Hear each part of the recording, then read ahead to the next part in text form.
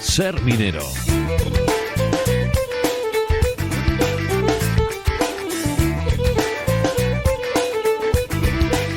Nos vamos ya hasta Sabero para encontrarnos un lunes más con Roberto Fernández, el director del Museo de la Minería y la Siderurgia de Castilla y León, y también nuestro colaborador aquí en Ser Minero. ¿Qué tal, Roberto? ¿Cómo estás?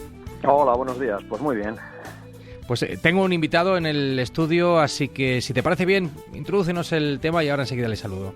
Pues mira, hoy vamos a hablar de energía. Vamos a hablar además de energía nuclear y de León, porque vamos a hablar de una historia que estuvo a punto de unir nuestra provincia con ese tipo de energía, ¿no? Y que ha sido recogida en un documental muy interesante que se va a proyectar en el museo el próximo sábado a las 6 de la tarde y que lleva por título Collanza 1975, Democracia Nuclear. Y bueno, su director, que te acompaña en el estudio, es Pedro Lechuga. Él es periodista, bueno, es decano del Colegio de Periodistas de Castilla y León y además presidente de la red de colegios de periodistas de España. Pedro, bienvenido, ¿qué tal? ¿Cómo estás? Muy buenos días, encantado de estar aquí con vosotros. Bueno, documental que va a recalar, como nos dice Roberto, este sábado en León, pero que ya ha tenido cierto recorrido y me imagino que dándote motivos para estar muy contento, ¿no? Se estrenó hace aproximadamente medio año. Eso por ahí, ¿no? es, lógicamente en Valencia de Don Juan, ¿Sí? en los cines de Valencia de Don Juan. La verdad es que estamos muy, muy contentos por el trabajo previo. Y luego, tanto por lo que nos comenta la gente que vivió esos momentos, ese año histórico, ese 1975, y también por las nuevas generaciones, porque si algo tiene este documental es que recupera un hecho histórico que tiene unas connotaciones de las que se pueden sacar muchas lecturas para hoy en día. Uh-huh. En ese momento, y es algo que coincide en todos los testimonios que tenemos, más de 15 testimonios en ese documental, es que cuando la gente consideró que había que unirse por el bien, por el interés general, de manera acertada o desacertada, en aquellos momentos es verdad que la gente no tenía mucha información sobre lo que era la energía nuclear, pero ellos consideraron que eso iba a ser malo para ellos, para sus futuras generaciones, se unieron. Dejaron a un lado las ideologías, los intereses personales, y fue uno de los, hablando con historiadores, fue uno de los pocos momentos en los que nuestra provincia, en los que en León hubo una unión total por defender algo que consideraban que iba a ser perjudicial para el futuro, y se sacan lecturas. Además, yo siempre lo digo, es como una película, porque hay teléfonos pinchados, órdenes de destierro, gente que acabó en la cárcel aquí en León. Algo que mucha gente desconoce es que las dos primeras manifestaciones que hay en la capital leonesa después de la Guerra Civil son las impulsadas por este movimiento, por unos agricultores del sur de León que no eran, desde el gobierno civil no se tenía el sur de León como una zona conflictiva. Sí que se tenía más miedo y más atención con lo que era la zona minera, precisamente, gente siempre muy, muy reivindicativa, pero el sur de León, agricultores, ganaderos, no preocupaba al gobierno civil, y precisamente por esa despreocupación fue lo que hizo posible que en la primera manifestación, que fue totalmente pacífica, cientos de tractores llegaran a la ciudad de León, y el Diario de León, por ejemplo, tituló La toma de León. Fue algo increíble, y luego se fueron desarrollando, y lo curioso es que fueron 2-3 meses frenéticos en los que, digo, es como para rodar una película. Si en vez de un documental hubiéramos hecho una serie ficcionada, podría haberse hecho perfectamente. Muy importante la aparición, por tanto, de este documental, en la medida en que ahora vendrá a corregir, ¿no?, la situación en parte, pero siendo aparte de un tema de gran actualidad, pero es un episodio histórico fundamental y, sin embargo, a lo mejor no tan presente en el imaginario colectivo como, por ejemplo, los movimientos sociales asociados a Riaño. Es decir, como que había ido olvidándose o quedando enterrado, ¿no?, con el paso del tiempo, y ahora de alguna manera vienes a recuperarlo, yo creo que ya para que el tema se quede, ¿no? Eso es, porque yo creo, y hay que hacerlo ahora. Y digo el porqué. Mucha de la gente que participó en esa movilización ya son gente de avanzada edad y están falleciendo. El último caso es el que era alcalde por la época en Valencia de Don Juan, Chemalcón, un hombre que dio una lección de vida. Él, lógicamente, como alcalde del movimiento, estaba puesto a dedo por el movimiento, por el gobierno de Francisco Franco. Pero cuando llegó el momento, él tuvo que elegir si decir lo que decía el gobernador civil, Francisco Laína, o ponerse al lado de su pueblo. y él lo dijo al gobernador: yo soy alcalde para defender los intereses de mis ciudadanos. ¿Eso qué le costó? Pues enfrentarse al gobernador civil.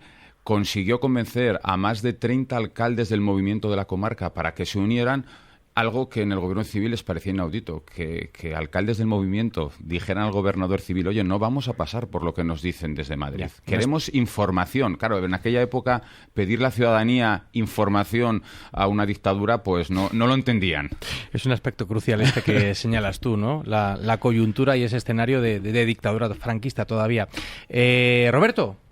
Porque, Pedro, ¿cuál fue exactamente el hecho que movilizó a los alcaldes y a los vecinos de una parte del sur de León? Pues, ¿Cuál fue ¿qué estaban planificando? Pues fue un movimiento ciudadano porque el 2 de mayo de 75 salió publicado en el Boletín Oficial de la provincia la información de que se iba a poner, incluso con las coordenadas, ese proyecto de la central nuclear. El propio alcalde de Valencia de Don Juan, Chema Alcón, no tenía conocimiento. Es decir, nadie del régimen le había informado, ni el propio gobernador civil, de que se iba a poner.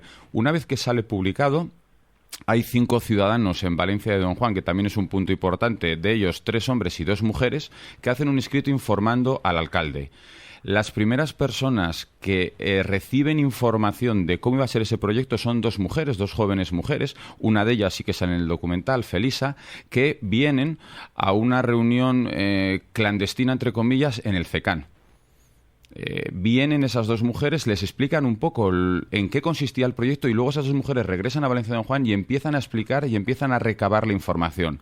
De tal manera que luego también hay una entidad, una institución que dio un respaldo, que fue la Universidad de León. De aquellas todavía no estaba la universidad creada como tal, pero las facultades dependientes de la Universidad de Oviedo ya estaban, y desde el primer momento, por ejemplo, Miguel Cordero del Campillo, se pusieron a hablar del peligro que iba a tener para la agricultura, para la ganadería, para el turismo. Entonces, esa movilización empezó a movilizarse y simplemente pedían información. Al no recibir información, un día deciden hacer esa toma de León. Vinieron de manera pacífica, le entregaron al gobernador, donde estaba la subdelegación, un manifiesto pidiéndole información, que ellos en un principio no se negaban rotundamente, solo querían información. Todo eso se deriva en que luego va a haber una mesa redonda en el Parador San Marcos, y el gobernador civil la decide anular y encarcela al ponente que venía de Madrid, y también encarcela, aunque luego le suelta, al que era el director del Diario de León, Javier Olave. Eso desemboca en que al día siguiente, en una manifestación aquí a León, vienen a exigir la liberación de Carlos Carrasco, que era ese ponente, y ahí sí que es verdad que las fuerzas del orden y los propios manifestantes, hubo muchísimos heridos, tanto por parte de los policías como por parte de los manifestantes, con una cosa, que los manifestantes no pudieron ir ni al hospital ni a los centros de salud para no ser fichados. Una pregunta razonable es: ¿por qué Valencia de Don Juan? ¿Por qué? Yo creo, al final... Primero, en el documento ponían que era porque era una zona totalmente desértica, algo que era mentira, y se demostró a través de las facultades que había aquí, todas las cabezas de ganado, las tierras que había de agricultura.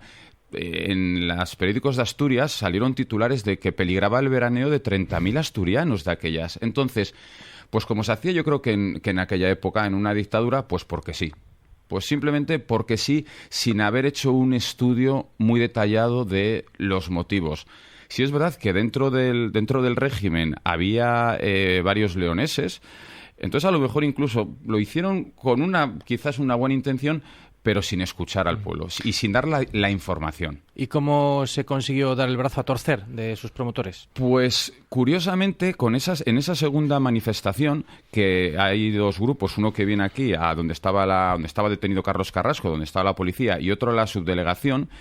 Como hay esos disturbios en la capital que nunca se habían visto, como te decía, con bastantes heridos, en Ordoño pasa una cosa que se cuenta en el documental, cuando los manifestantes salen corriendo detrás la policía.